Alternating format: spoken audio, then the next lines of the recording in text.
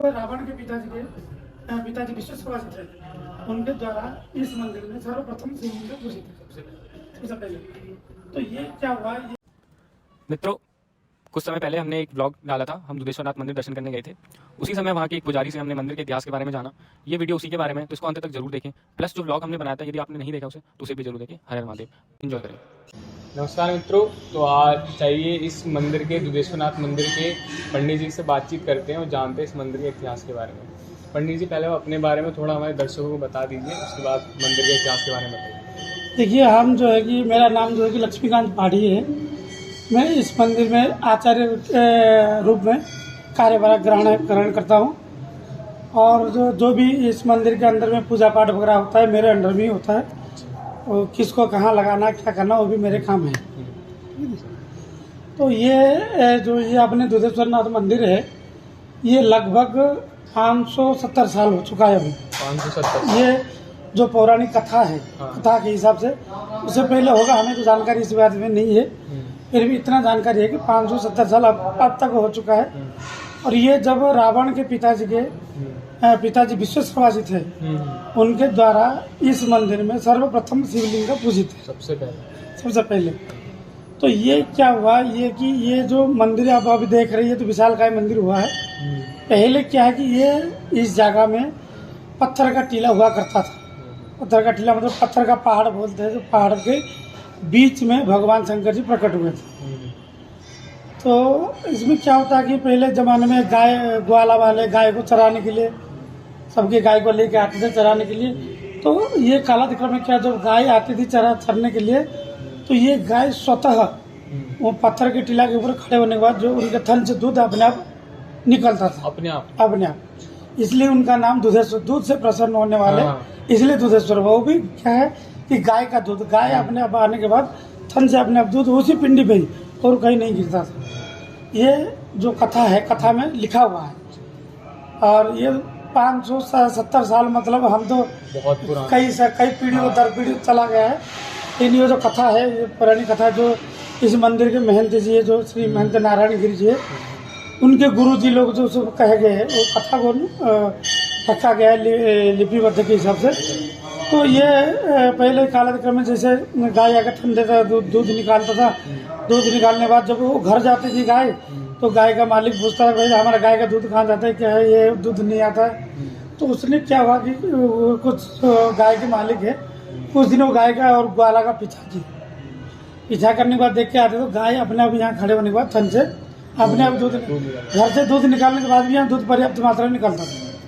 और जब घर वापस जाते तो दूध बिल्कुल नहीं निकलता था। तो उस समय रावण के पिताजी जो ब्रह्मर्षि थे, त्रिकालदर्शी थे, उनके पास गए ये लोग। जाने के बाद उनसे बातचीत होने के बाद उन्होंने तपस्या लगाई। त्रिकालदर्शी थे, बैठे बैठे उस जमाने में सत्ययुग था, तृतीय युग, द्वापर युग में तो जो झूठ बोलता था मर जाता था, तो सत्य बोलते थे। तो उनके पास इतना पावर होता था कि वो बैठे बैठे आग लगा के देखते थे, तो उनको सारे संसार के सारी चीज़ दिखाई देता था। तो उन्होंने जो है कि कालक्रम में देखे, आग बंद करके ध्यान लगाने के बाद देखे कि ये एक भगवान स्वयं शंकर जी का पिंडी है। फिर उन्होंने उन लोगों ने उनके पास गए, उन्हें सारे वृत्तांत सुनाए। तो उन्होंने फिर इन सारे लोगों को लेके आने के बाद उनको दिखाया। तो क्या कि बड़ा सा पत्थर का टीला था, इतना सा छेद था, इतना छेद के अंदर भगवान दिखते थे। अभी आप देख रहे हो और अंदर थे, अब आप जहाँ देख रहे हो ना भगवान, इतना अंदर था। पहाड़ कितना ऊंचाई पे था, ये पहाड़ को तोड़ दिया गया। तोड़ के फिर उनको धीरे धीरे करके फर्श बनाए। इसमें छत्रपति शिवाजी ने पहले बनवाए, उसके बाद में फिर अभी 8-10 साल हुआ भव्य मंदिर बना हुआ है। तो इसमें क्या हो कि उसी दिन से जब देखे लोग आए कि देखे कि पिंडी है, तो भाई सारे लोग ग्वाले वाले को भी कह दिया कोई बात नहीं, जाने दो, भगवान शंकर के पास जाता है, दूध जाता है, कोई दिक्कत नहीं है। तो उसी दिन से उन्होंने, जो रावण के पिताजी थे, उन्होंने पूजा करना चालू कर दी। फिर धीरे धीरे बात फैल के फिर धीरे धीरे थोड़ा सा पत्थर की टीला का छोटा सा मंदिर हुआ। छोटा सा मंदिर से फिर छत्रपति शिवाजी ने पहले बार उसका जीर्णोद्धार करा के थोड़ा बड़ा मंदिर बनवाए थे। और उसी जमाने के हिसाब से जितना लोग आते उसी हिसाब से मंदिर बना था। लेकिन आज के ज़माने में जो मंदिर था पहले, वो 10 आदमी से ज़्यादा नहीं रुक सकते थे अंदर। वे आज के ज़माने में 2 आदमी में अंदर रुक जाए कोई दिक्कत नहीं। तो इससे ही कालाक्रम चलता गया। फिर इसमें भगवान शंकर जी ने कोई ऋषि मुनियों को स्वप्न में आया कि कहे कि जो भी 40 दिन तक जल चढ़ाएगा यहाँ उसकी हर तरफ से मनोकामना पूर्ण हो। यहाँ देशों विदेश से भी लोग आते हैं जिसका संतान नहीं होता है, किसी का शादी नहीं होता है, ये सब यहाँ के 40 दिन तक लगातार जो भी जल चढ़ाता है उनका 2 महीना 4 महीना 6 महीना साल भर के अंदर तो मनोकामना पूर्ण हो। अच्छा पंडित जी, जैसे हम सुनते हैं एक शिवलिंग होता है जिसकी स्थापना की जाती है और एक होता है स्वयंभू शिवलिंग जो स्वयं प्रकट होता है। ये जो आपने ये देख रहे हैं ना, ये शिवलिंग स्थापना क्या हुआ, ये दक्षिण भारत से साधु संत ने भेंट किए थे महाराज जी को। तो ये होगा स्थापना क्या हुआ। और वो जो आपने नीचे देखे जो वो स्वयं वो मतलब अपने आप प्रकट होना, उनको कोई प्रकट नहीं किया, कोई स्थापना नहीं किया, अपने आप हुए। और ये उनको हमने स्थापना हाथों से बना के स्थापना किया हुआ, इसलिए ये तो स्वयं हुए, ये अचल है। अच्छा, ये इसको हम कहीं भी ले जा सकते हैं, ये एक पौराणिक मान्यता है। इसको हम तोड़ ताड़ के भी ले जा सकते हैं, लेकिन उनको नहीं ले जा सकते। अच्छा पंडित जी, और यहाँ हमने देखा नीचे एक वेदशाला भी है। हाँ, गुरुकुल लगभग हो गया 15-20 साल हो गया गुरुकुल का भी। इसमें चारों वेदों का पाठ होता है। जो हमारे हिंदू धर्म में जो पूजा पाठ से संबंधित जो मंत्र वगैरह हम लोग पंडित लोग जो बोलते हैं ना, उसी की शिक्षा दिया जाता है। और साथ साथ में आजकल के ज़माने के हिसाब से युग बदलता रहता है, इसलिए अंग्रेजी गणित सारे जो समय की मांग है, समय की मांग के हिसाब से जो भी स्कूलों में पढ़ाया जाता है वो भी। और ये स्कूल भी सरकार के अंडर में चला गया, सरकार के हिसाब से चलता है। अच्छा पंडित जी, जैसे हम शिवलिंग को तरह तरह के पदार्थ हम अपने हिसाब से अर्पित करते हैं, जैसे कि दूध हो गया, दही हो गया, शहद हो गया, आप जानते होंगे। तो इसमें क्या इसको कोई वैज्ञानिक कारण आप बता सकते हैं दर्शकों को? देखिए वैज्ञानिक आध्यात्मिक कारण हो, आध्यात्मिक कारण ये है कि जो ऋषि मुनियों ने जो परंपरा बना दी है कि दूध से भगवान शंकर जी को करने से क्या प्राप्त होता है, दही से करने से क्या प्राप्त, सबका अलग अलग रीजन रखा गया है। जो उन्होंने त्रिकालदर्शित है तो उस चीज़ को छानबीन नहीं करते थे, आँख बंद करके उसमें देखते कि इसमें क्या शक्ति है। ये कोई दूध ला के भैंस का दूध चढ़ाता नहीं है, गाय का दूध चढ़ाता है। तो गाय का दूध में कुछ तो रीजन है। तो गाय का दूध में आजकल अब सब लोग को पता है कि गाय का दूध में कितना पौष्टिक होता है। और कहते हैं कि गाय का दूध में दिमाग तेज होता है, गाय के दूध से दिमाग तेज होता है। भैंस का दूध में शरीर तेज होता है, शरीर में फैट होता ठीक है। जो गाय का दूध पीता है हमेशा दुबला पतला रहेगा, जो भैंस का दूध पीता है मोटा तगड़ा पुष्ट पुष्ट होता है। तो जो दिमाग तेज होगा तो सारे काम कर रहे हैं, खाली हुष्ट पुष्ट होने से तो काम होगा नहीं, इसलिए गाय का दूध को प्राधान्य दिया गया है। और जो दही है, जो दूध गाय विकृति है, उसमें कई सारी का विटामिन वगैरह मिलता है शरीर के अंदर में, पेट को ठंडक रखता है, दिमाग को ठंडा रखता है। कहते हैं कि जो आदमी ज़्यादा गुस्सा करता है भगवान शंकर जी को दही चढ़ाने से उसका दिमाग ठंडा होता है, तो गुस्सेला होता है। तो उसमें जब तक दिमाग शांत नहीं रहेगा तब तक हम कुछ नहीं कर सकते।